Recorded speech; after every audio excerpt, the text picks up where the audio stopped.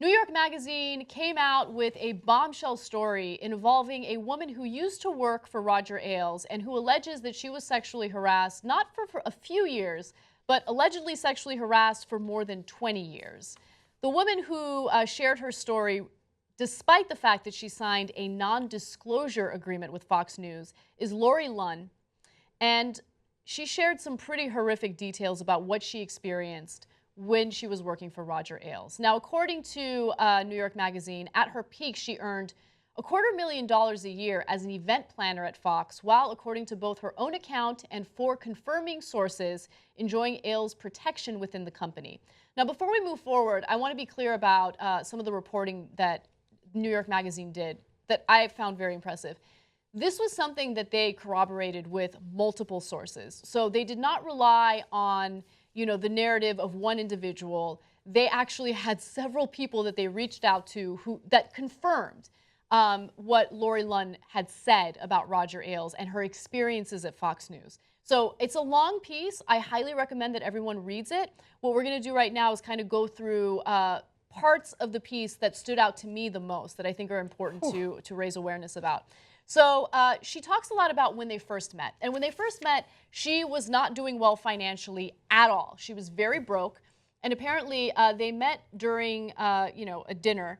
And she says that she probably had told him that she was having trouble paying her bills. So she says the following. We pull up and I say, "Thank you so much for dinner." He leans over and slips me the tongue and kisses me. This is their first meeting where they talk about work and all that stuff, right? And he hands me a wad of cash. "Here's to help you pay some bills," he said. It was maybe $200 or $300.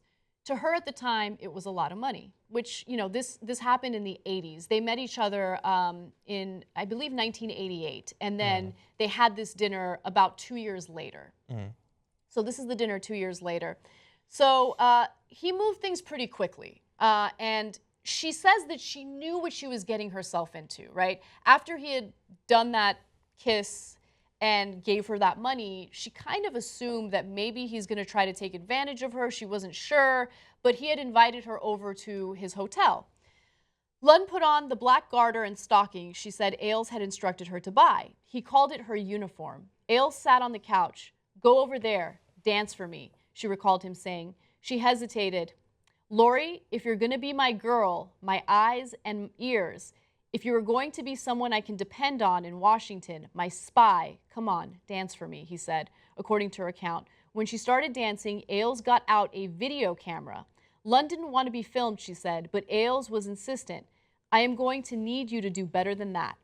So one thing that he would do, according to her, is he would record her doing degrading things so he could later use that as leverage against her. And so it kind of becomes a vicious cycle because he has these degrading videos of you. You know that he's helping you pay your bills. And if you contest anything that he requests, well, what is he going to do? You're worried about retaliation. Yeah, it's literally blackmail, yeah. Yeah. By the way, this piece does not make her look good either. Like, No. she coming out and telling the story actually makes her look terrible. It makes Roger Ailes look terrible as well. But it's insanely brave to share this story. Yeah. So let me give you a little more and then we'll talk. Oh, yeah, I was reading ahead and some of this stuff is just stomach churning. So he apparently liked to do this thing where he would take her hands and put them on his temples. Oh, no. That was the opposite, actually. Oh, okay. So he would put his hands on her temples? The description was, it was always the on my knees, hold my temples routine. There was no affair, no sex, no love. Thank you for that correction. Yeah. Yes. Okay. And Which I'm now going to try to purge from my brain. While that would happen, she says that he would say, "Tell me you will do what I tell you to do when I tell you to do it. At any time, at any place when I call, no matter where I call you, no matter where you are. Do you understand? You will follow orders. If I tell you to put on your uniform," which is the garter and the stockings, "what are you going to do, Laurie? What are you going to do, Laurie?" Then she recalled his voice dropped to a whisper. "What are you, Laurie? Are you Roger's whore? Are you Roger's spy? Come over here." Ailes asked her to perform oral sex, she said. Look, that's just a few of the examples that she mentions in the piece. And she had severe mental breakdowns. She Yeah. was hospitalized for quite a while. She alleges that Fox had sent her to a specific psychiatrist who drugged her up, and she says that she was in like this drugged up haze for a year.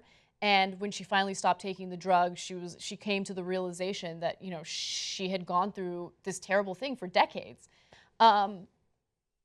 Yeah.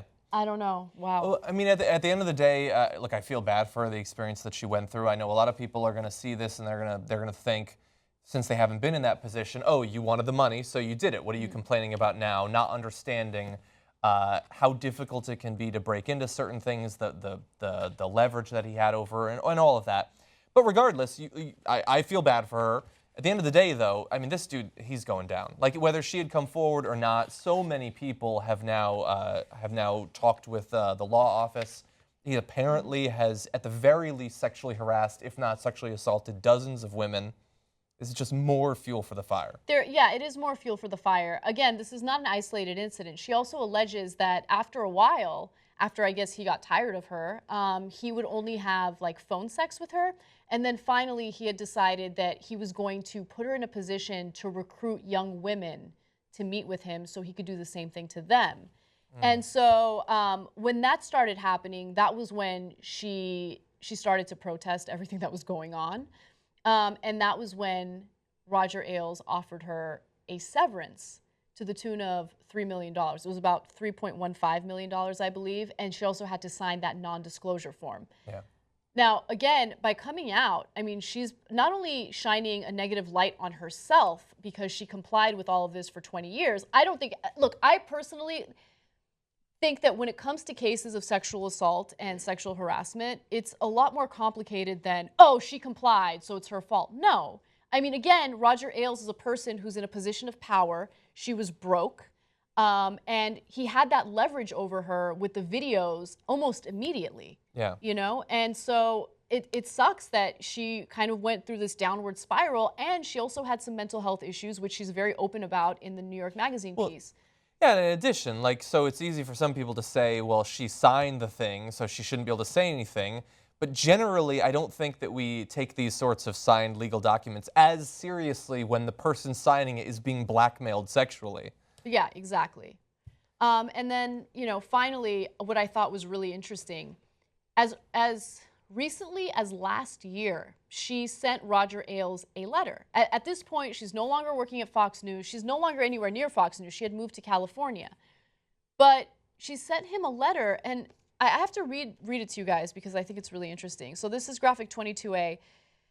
She says, "The generous financial compensation I received from Fox made the healing possible. I was able to spend time with some people who actually cared about me. For that, I thank you very much. I am deeply grateful. You are in a unique position. I believe that you understand me, and you are also able to recognize my predicament. I need a job in LA. I am asking for your help. Please help me, Roger. I have been a good soldier." So Okay. I commend her for being open and honest and sharing that letter with the publication and, you know, not trying to make it seem like, you know, she was completely like fighting everything and he was coming on.